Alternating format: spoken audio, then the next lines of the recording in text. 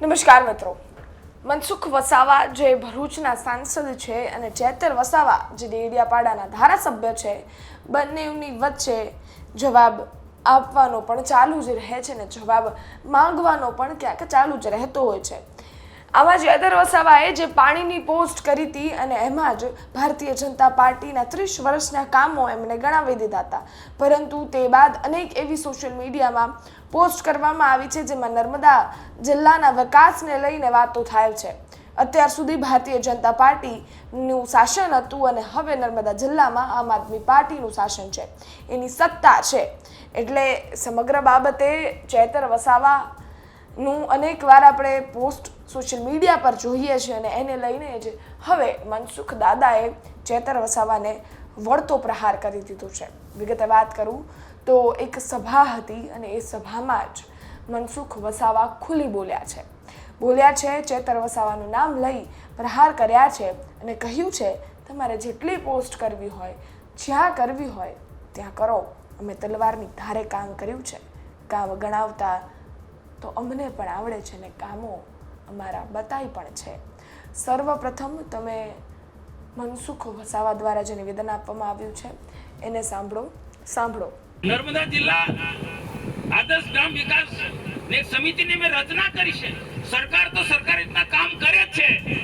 સરકારી વહીવટી તંત્ર બધું જ કરવાનું છે, કઈ બાકી નથી રાખવાનું. પણ ક્યાંક ખૂટતું હોય, સમાજમાં ગેરસમજ ઊભી કરનારા લોકોને આપણે જવાબ આપવો પડશે. ખોટી વાતો કરનારા લોકો ને આપણે જવાબ આપવો પડે. ને ક્યાંક ક્ષતિ દેખાતી હશે, ક્યાંક જરૂરી છે તો સરકારમાં ધ્યાન દોરવા માટે પોલિટિકલ રાજકીય લોકો તો કરશે જ, પણ આ સમિતિ પણ આખા જિલ્લામાં એનો અમે પ્રવાસ કરીશું. સમિતિના લોકો પ્રવાસ કરશે ને નર્મદા જિલ્લાને કઈ રીતના વધુ વિકાસના માર્ગે લઈ જવો છે. 2047માં દેશ વિકસિત થવાનો જ છે. એ વખતે આપણે દેશને વિકસિત ભારત સાથે આપણે પણ નર્મદા જિલ્લાને પણ જોડવો છે. એના માટે સરકારી વહીવટી તંત્રની સાથે આપણે સાથે મળીને આપણે કામ કરવા માટે અમે આ સમિતિની રચના કરવામાં આવી છે.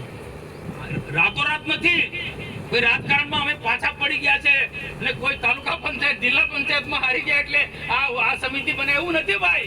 આ બહુ ટાઈમથી અમે લોકો મહેનત કરી રહ્યા છે, વિચારી રહ્યા છે. અમારા આ જુઠ્ઠા અને ખોટા લોકોને, છેતરના લોકોને આપણે ખુલ્લા પડવા પડશે. ક્યાંક સોશિયલ મીડિયામાં પણ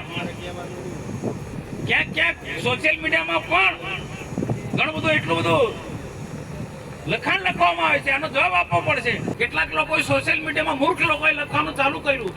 અરે તમારા સોશિયલ મીડિયાના થી અમે ડરવા વાળા નથી.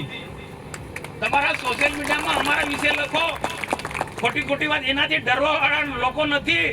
એવા સંજોગોમાં કામ કર્યું, તલવારની ધાર પર અમે કામ કર્યું છે. ત્યારે નથી ડરે ને હવે શું? લખતા પહેલા વિચાર કરજો ભાઈ. આજે અહીંયા ડોલરનો સભા કેમ નક્કી કરી હતી? કેટલાક લોકો સોશિયલ મીડિયામાં એવું લખ્યું ગ્રામ પંચાયતનું ઘર નમણું બન્યું છે, તિરાડ પડી છે ને મનસુખભાઈ નું ઉદ્ઘાટન કરવા આવવાના છે. અલા ભાઈ, આ સ્પષ્ટતા કરો કે આ જે પંચાયતનું જે ઘર બન્યું, ગામના લોકો ખાસ કરીને સાંભળે ભાઈ.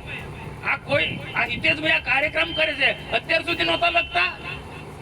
આ તિરાડ તો ઘણા ટાઈમે, મને 1 મહિના પહેલા, ચૂંટણી પહેલા અમને વાત કરી હતી, ચૂંટણી પછી પણ વાત કરી કે પંચાયતનું ઘર બરોબર નથી બન્યું. મને ફરિયાદ કરી, તાલુકામાં પણ એમને ફરિયાદ કરી છે. એટલે સરપંચની રીતે એને ફરિયાદ એમને કરી છે કે, અને બીજા લોકોને આ ટીકા ટિપ્પણી કરનારા લોકોને પણ ખબર છે કે આ પંચાયત ક્યાંથી બને છે, કેટલી ગ્રાન્ટ છે, એ બધું જ ખબર છે. આ પંચાયત નરેગાની ગ્રાન્ટ માંથી મંજૂર થયું છે. નરેગાની એટલે બહુ ઓછી ગ્રાન્ટ આવે, લગભગ 14 લાખ હશે. કેમ 14 લાખ? ખરેખર 20-25 લાખ આ પંચાયત ઘર હોવું જોઈએ, એના બદલે 14 લાખ. અને રોજગારી આપવા માટેની આ યોજના છે. રોજગારીની સાથે સાથે આ ક્યાંક સ્કૂલો બને છે, ક્યાંક પંચાયત ઘર બને છે, ક્યાંક આંગણવાડી બને છે. અને બાકીની જે ગ્રાન્ટની જેમ આ વધારે ઓછી ગ્રાન્ટ આવે 14 લાખમાં. એટલે કેવું સ્વાભાવિક છે કે જમીન કાઢ્યા છે એને બેસી ગયું. ભાઈ જવાબદારી હિતેશભાઈ ને નથી કે પંચાયતની નથી, ગ્રામ પંચાયતની નથી, નરેગા વિભાગના એન્જિનિયરની જવાબદારી છે ભાઈ. તિરાડ પડે તો શું જોયું તમે? એ તાલુકાના લોકોની જવાબદારી છે. જે તે સમય તાલુકામાં બેઠેલા લોકોએ જોવું જોઈતું હતું. ભલે કોઈ બી હોય,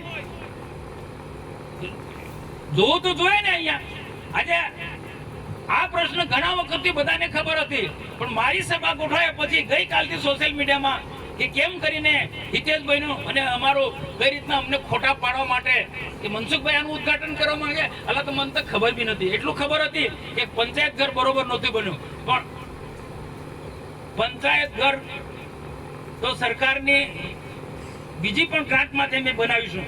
અમે હિતેશભાઈ કહેશે તો અદ્યતન પ્રકારનું આ ગામમાં લાઇબ્રેરી પણ બનાવીશું અને પંચાયત ઘર પણ બનાવીશું. અમે આ નરેગામાંથી કોઈક ને કોઈ કારણસર આપણી અપેક્ષા મુજબ નથી બન્યું, હું માનું છું. ને મનરેગામાંથી કઈ એટલું સારું નહીં બને. મનરેગામાંથી એટલું આ ખુલાસો એટલા માટે કહું છું, કેટલાક લોકો આનો ખોટો પ્રચાર કરી રહ્યા છે. પણ ખોટા પ્રચારમાં ગામ લોકો નહીં આવતા, જરા પણ નહીં આવતા. હિતેશભાઈ અમારા ભારતીય જનતા પાર્ટીમાં જૂના કાર્યકર્તા છે અને પૂરી ખંતથી કામ કરે છે, અને એને ખોટી રીતના જે બદનામ કરવામાં આવે એના લોકોને આપણે જવાબ આપવો પડે. ગામના લોકો કાળજી રાખજો ભાઈ, અમે તમારી સાથે છે. આપણે સાંભળ્યા મનસુખ વસાવા, જેમણે સમગ્ર બાબતે વાત કરી અને ચેતર વસાવાને ટોણો મારી દીધો.